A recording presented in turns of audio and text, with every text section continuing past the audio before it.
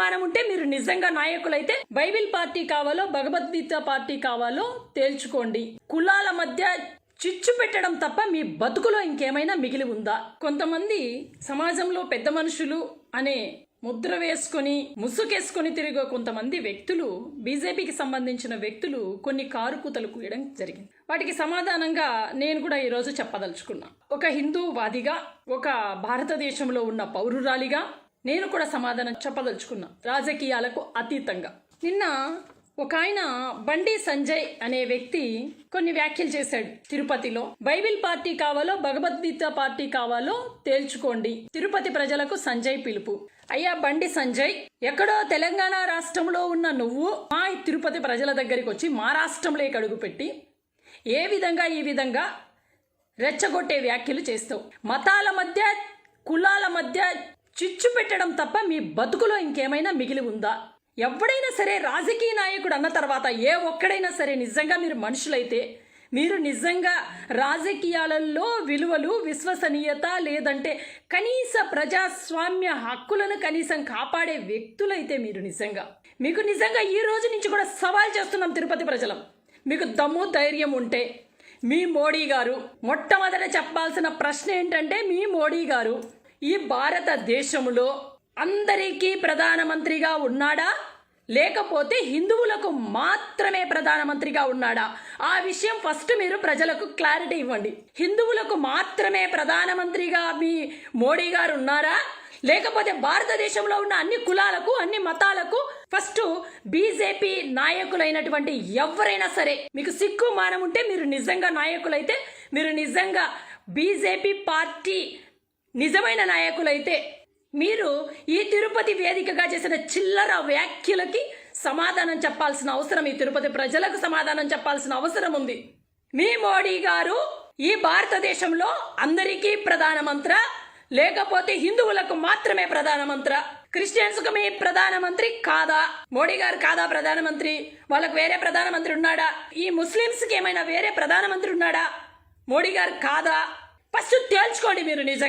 మీరు నిజంగా మోడీ గారిని ఒక్క మతానికి మాత్రమే ప్రధానమంత్రిగా ఎవడు ఎన్నుకున్నాడో, ఈ రాష్ట్రంలో కాకుండా ఈ దేశమంతా కూడా ప్రధానమంత్రిగా మోడీ ఉండాలని హిందువులు, క్రిస్టియన్స్, ముస్లింస్ అందరూ కలిపి ఓట్లేసి అందరినీ గెలిపిస్తే ఈరోజు మోడీ ప్రధానమంత్రి అయ్యారన్న విషయాన్ని తెలియని సిగ్గులేని ముండవేదవల్లారా మీరు ఈరోజు తిరుపతికి వచ్చి మీకు బైబిల్ పార్టీ కావాలా, భగవద్గీత పార్టీ కావాలా అంటే, మరి ఇదే ప్రధానమంత్రి స్థానంలో ఉన్నటువంటి మోడీ గారు 2014 ఎన్నికలలో ఇదే తిరుపతి వేదికగా బహిరంగ సభ పెట్టి మా తిరుపతి ప్రజలందరి సాక్షిగా, ఆ తిరుమల శ్రీ కలియుగ ప్రత్యక్ష దైవం శ్రీ వెంకటేశ్వర స్వామి సాక్షిగా ప్రత్యేక హోదా ఈ ఆంధ్ర రాష్ట్రానికి ఇస్తానని ప్రమాణం చేశారు.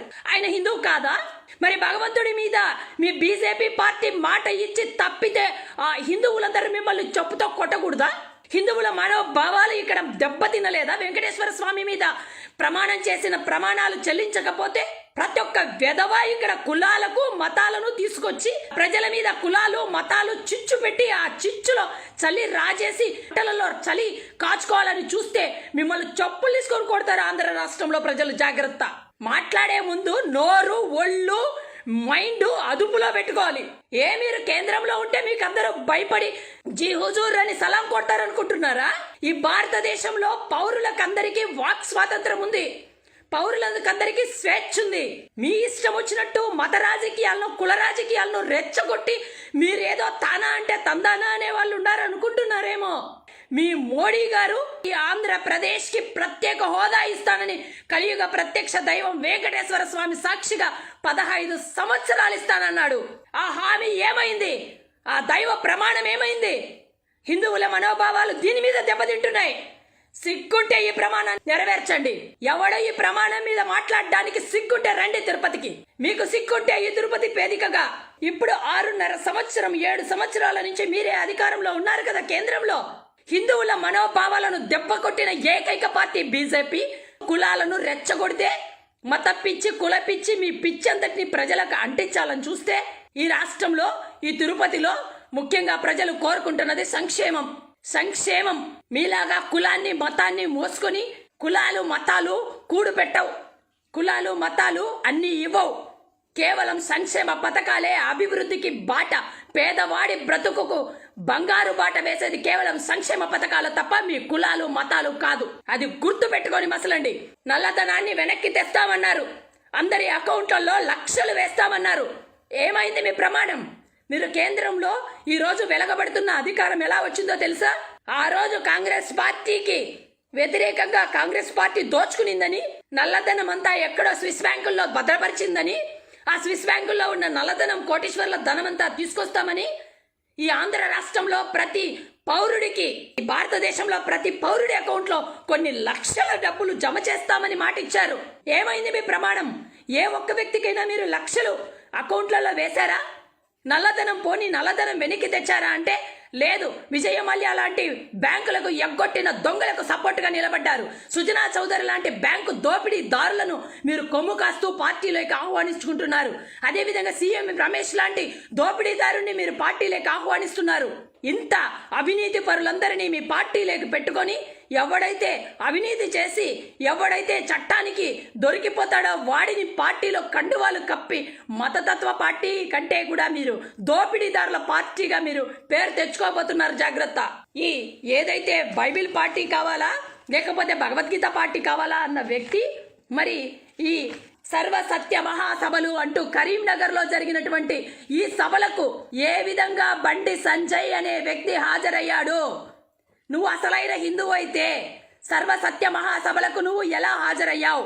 నీకు నిజంగా క్రిస్టియన్ల మీద ప్రేమ లేకపోతే ఎందుకు దొంగ నాటకాలాడే ఆ సభలకు హాజరై క్రిస్టియన్లను మభ్యపెట్టావు? కేవలం రాజకీయ పబ్బం. ఈ రోజు ఓట్లు కావాలని కేవలం రాజకీయ పబ్బం కోసం హిందువులనే ముసుగేస్తారు.